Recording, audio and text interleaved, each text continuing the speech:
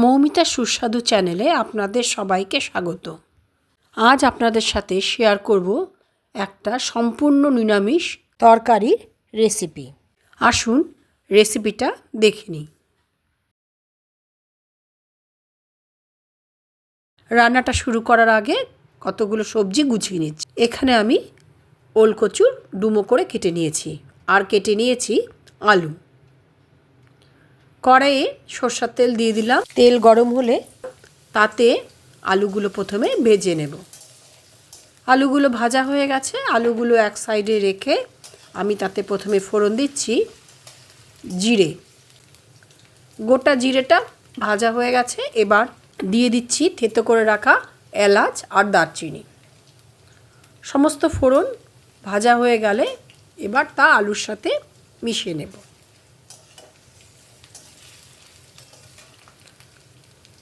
এইবার দিয়ে দিচ্ছি ডুমো করে কেটে রাখা ওলকচু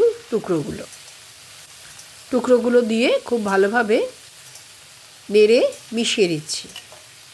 তাতে ওলকচুটাও ভাজা ভাজা হয়ে যাবে। এই অবস্থায় গ্যাসের আঁচ কিন্তু লোতে রেখেই করছি। ওলকচুটা অনেকটাই ভাজা হয়ে গেছে। এবার তাতে দিয়ে দিচ্ছি বেটে রাখা আদা, জিরে, টমেটো আর কাঁচা লঙ্কার পেস্ট। বাটি ধোয়া জলটা দিয়ে কষিয়ে নেব। মশলাটা তরকারিগুলোর গায়ে ভালো করে মেখে যাওয়ার জন্য একটু নাড়িয়ে নিলাম। দিয়ে দিচ্ছি হলুদ আর স্বাদ অনুযায়ী লবণ হলুদ দিয়ে আবারও মশলাটা মিশিয়ে নেব।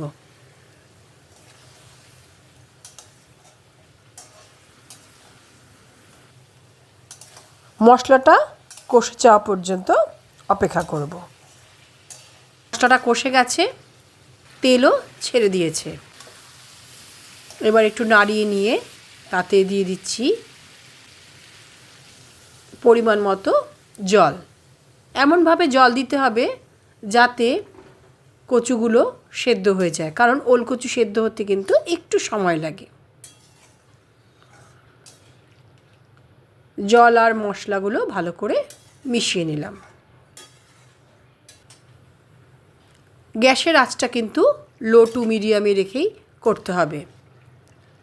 একটু কম হিটে রেখে করলে কচুগুলো খুব ভালোভাবে সুসিদ্ধ হবে।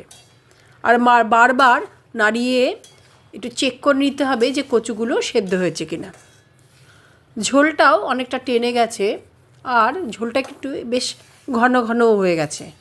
যেহেতু ওলকচু ব্যবহার করছি, ওলকচু কিন্তু যে কোনো ঝোলকে একটু গাঢ় করে দেয়। কচুটা বেশ সেদ্ধ হয়ে গেছে। চেক করে নিচ্ছি, কচুটা কিন্তু সেদ্ধ হয়ে গেছে।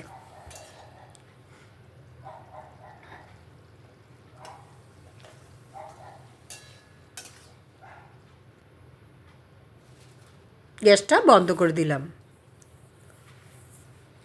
এবার তাতে দিয়ে দিচ্ছি 1 চামচ ঘি দিয়ে নাড়িয়ে ঘিটা মিশিয়ে নেব। তৈরি হয়ে গেল ওলকচুর ডালনা। এবার একটা সার্ভিং বোলে নামিয়ে নিচ্ছি।